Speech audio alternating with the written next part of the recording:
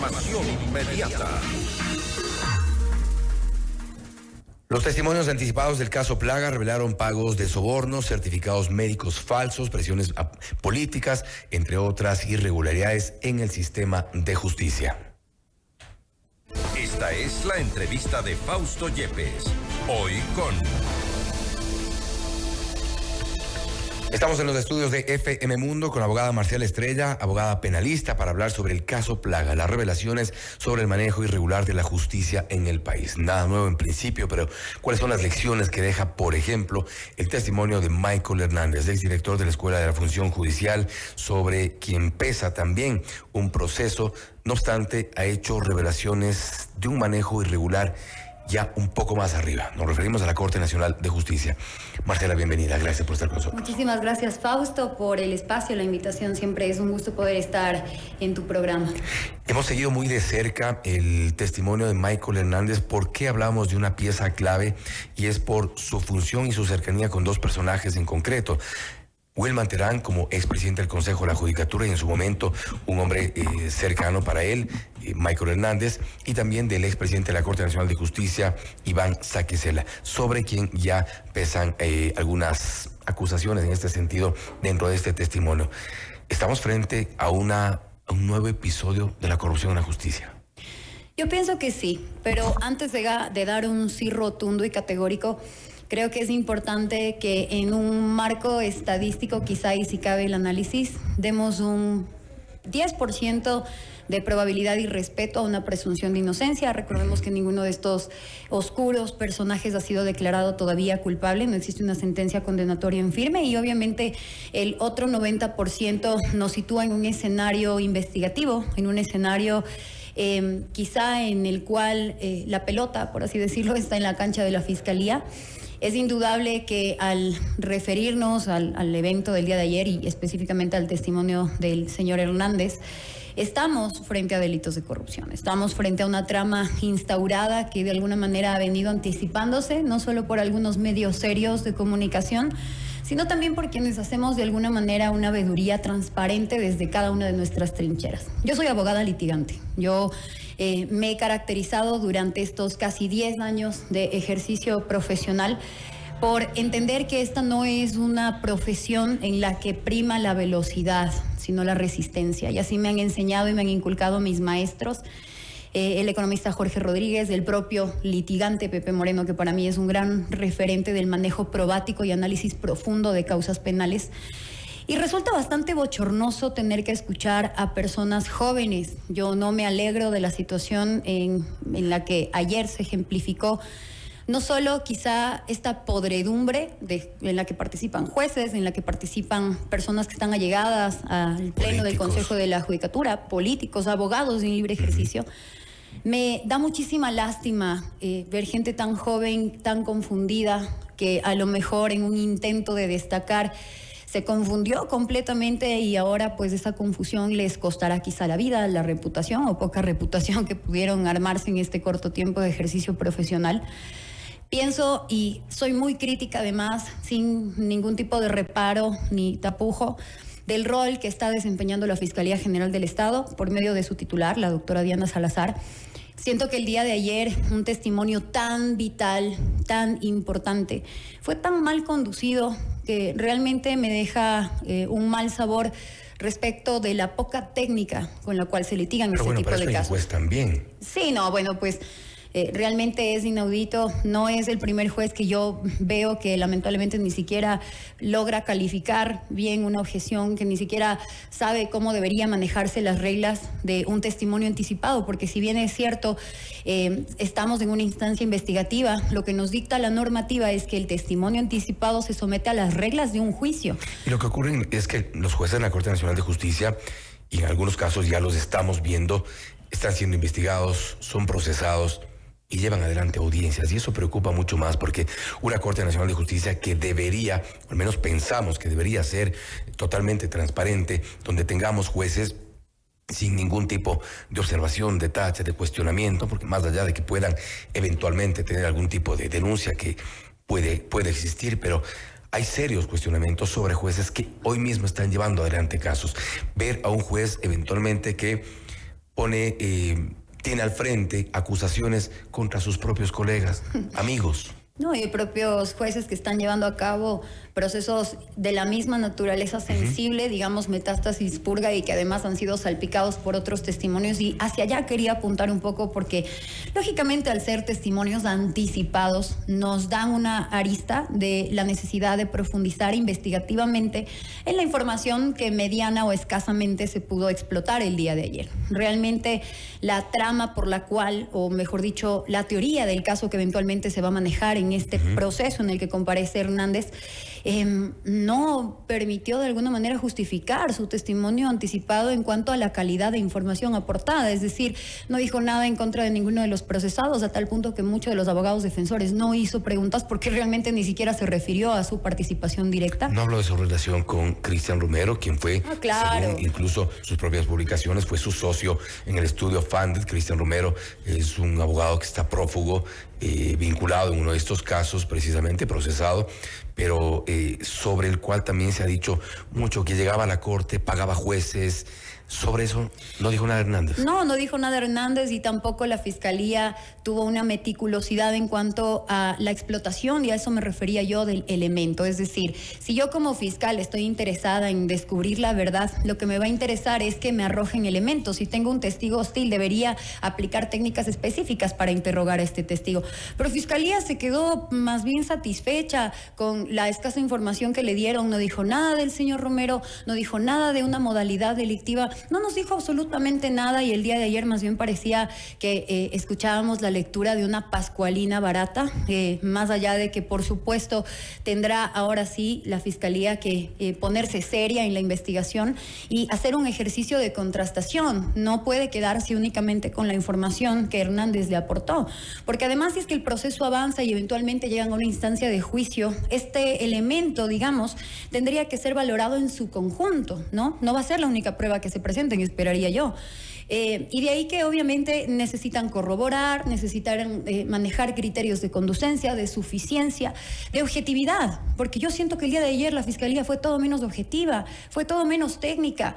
Qué vergüenza no poder explotar bien un testimonio en un examen directo, pero es que esto nos enseñan en cualquier semestre de universidad, en las primeras clases de Derecho Penal. Quienes somos un poquito serios y comprometidos con nuestro trabajo, incluso invertimos en libros de técnicas de investigación, en técnicas de litigio. ¿Qué quedó suelto, por ejemplo, de parte de este testimonio?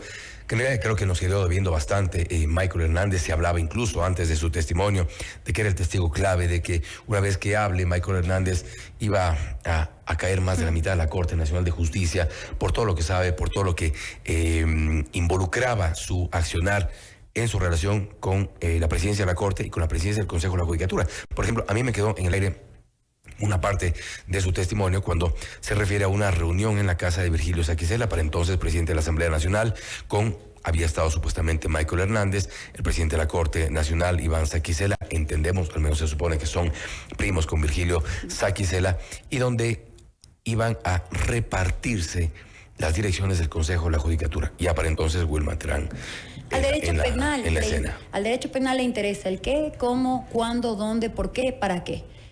Si es que te hablan de un hecho específico, entonces atacas la fecha, atacas una conducta, atacas nombres, personas, atacas una modalidad, necesitas cifras.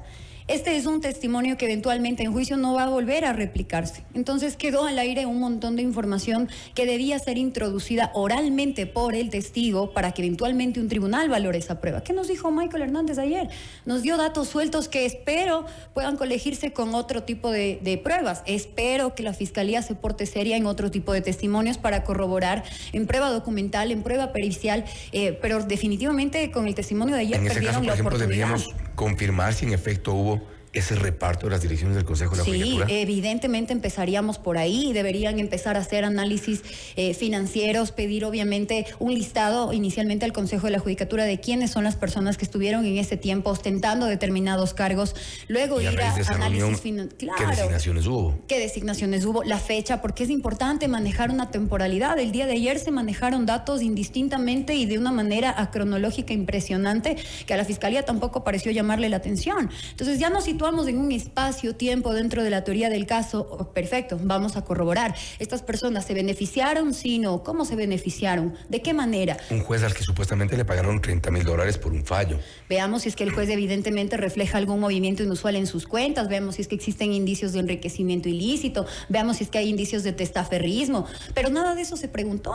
Obviamente que el delito es específico y a lo que yo quiero llegar es a la modalidad que se denunció y no se explotó ayer. Entonces, lo que dice Michael Hernández es muy impactante, por supuesto, habrá que coger con pinzas la información que él proporcionó el día de ayer para ver qué es real y qué no, porque además quienes estamos también un poquito empapados de bases, digamos, de aspectos psicológicos, psiquiátricos, entendemos que no es un testigo tan fiable, ¿no?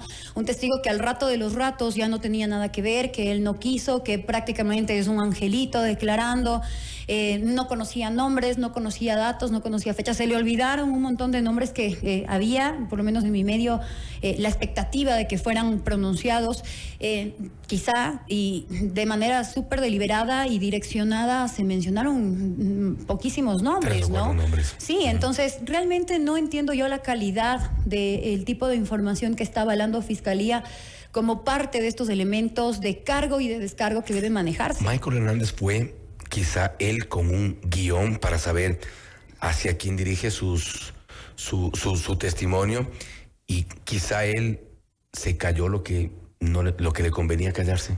Yo tiendo a ser muy mal pensada y quizá ese es un defecto que yo tengo, pero yo siempre prefiero pedir perdón y prefiero a veces decir disculpas. Muy pocas veces he tenido que disculparme, tengo un instinto muy bueno. Pero sí, yo siento que el testimonio de él pudo ser preelaborado y no necesariamente por sus abogados.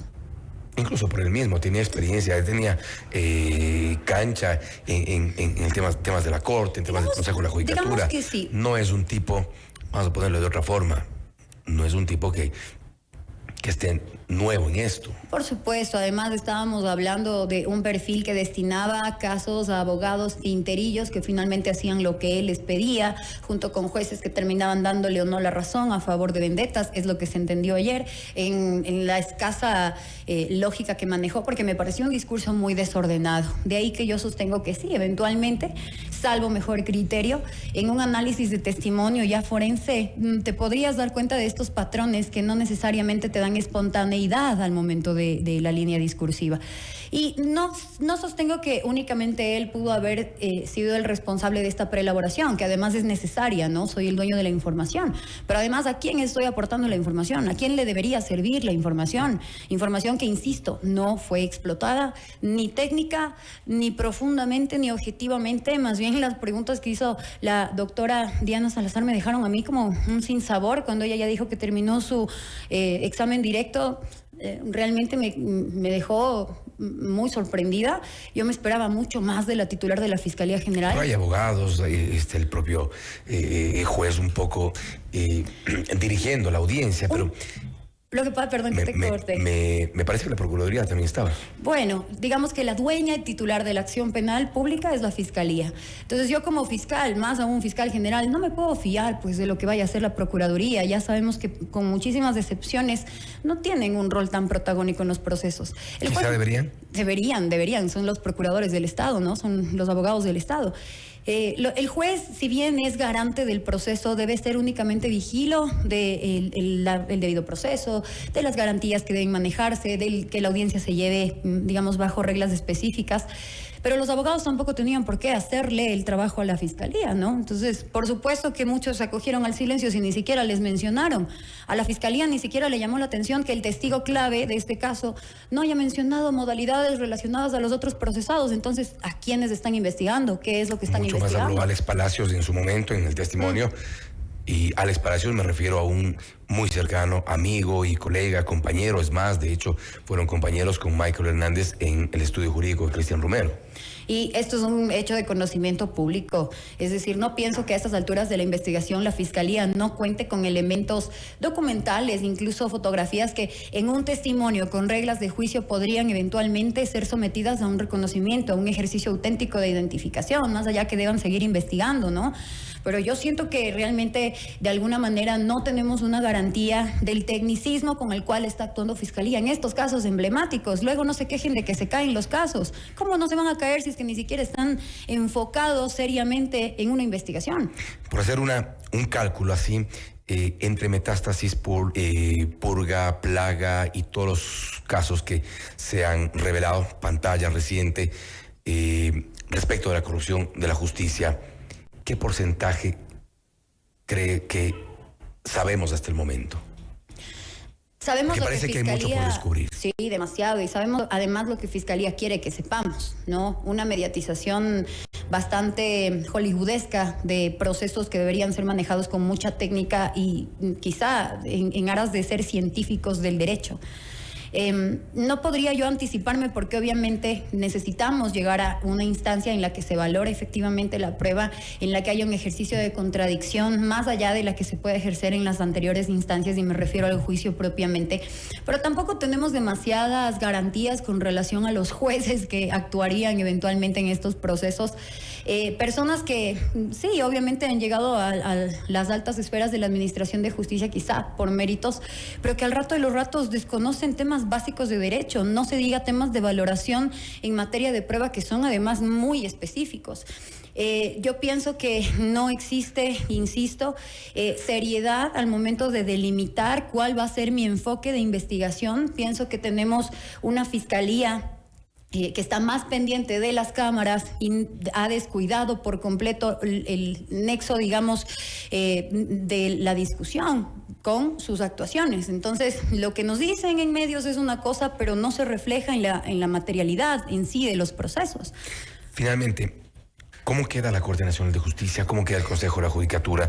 Porque son dos instituciones, dos organismos que deberían estar completamente de pie, y creo yo que con todos estos casos ha habido una suerte de desinstitucionalización grave, quizá, no sé si recuperable en el corto plazo. Yo tengo 32 años, voy camino pronto a los 33, y la verdad es que no tengo respeto por ninguno de los jueces de la Corte Nacional, salvo por 2 o 3, y no quisiera tener que decir por quiénes sí y por quiénes no, que quede abierta la posibilidad de el Consejo de la Judicatura son menos, ¿por cuáles? No, ¿Por cuántos tiene respeto? No, yo no respeto a la gente que realmente se burla de nuestra inteligencia, que por el contrario trafica con la justicia, prostituye el sistema, están primeritos en la fila, eso sí, para perjudicar libertades, para perjudicar los intereses auténticos, para evitar que la verdad procesal se refleje y la verdad histórica no sea posible de evidenciar. Yo a esa gente no respeto ni lo más mínimo, y lo digo pues eso sí con respeto a tu audiencia, pero no puedo respetar a estos jueces que finalmente terminan traficando con el sistema en aras de únicamente tener intereses o satisfacer intereses personales, particulares. Sacrificando lo más sagrado que es la justicia. No, es una de las cosas más sagradas, y no, les quedó corto el cargo, les quedó grandísimo el cargo y muy corto el entendimiento. Y cierro con esto en el Consejo de la Judicatura a propósito del concurso para jueces de la Corte Nacional de Justicia. También nos ha quedado una deuda gigante, han retrotraído un concurso sobre el cual hay más dudas que certezas. ¿Qué deberían hacer? Dejar de ser tibios. Yo pienso que... Pero ya se dejaron engañar por una empresa fantasma. Bueno, quiero creer que se dejaron engañar. La verdad es que yo no puedo ser tan romántica ni optimista como tú, pero digamos que se dejaron engañar. No es mi optimismo, es el optimismo de ellos. No, yo la verdad no comparto para nada lo que se ha dicho por parte de las autoridades del Pleno. Es bastante vergonzoso que, siendo ya personas adultas, profesionales, se supone, no tengan la capacidad de responsabilizarse de errores imperdonables. Porque realmente vemos lo que pasa ahora en instancias altas de la Administración de Justicia. Es eso eso lo que nos querían ofrecer.